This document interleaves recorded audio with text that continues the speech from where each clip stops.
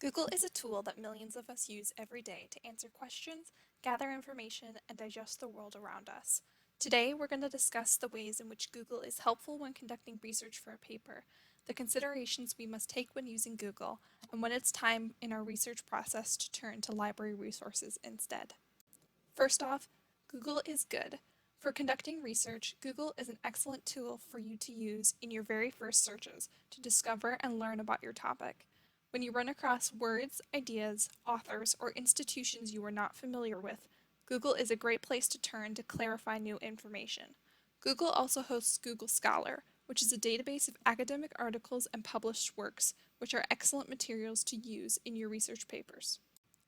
When using Google, however, we must also be cautious. In order to produce what Google thinks is the most relevant results for each user, Google optimizes their results to what they think you want to see.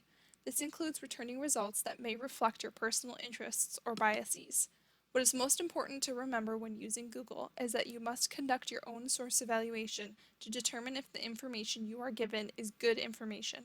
There are absolutely no filters that Google uses to make sure that you are not directed to false information. While Google can be immensely helpful, in your research process there will come a time when you will want to turn to library resources, usually when you feel that you have gathered enough background information and you want to begin looking for more in-depth academic sources to cite in your paper.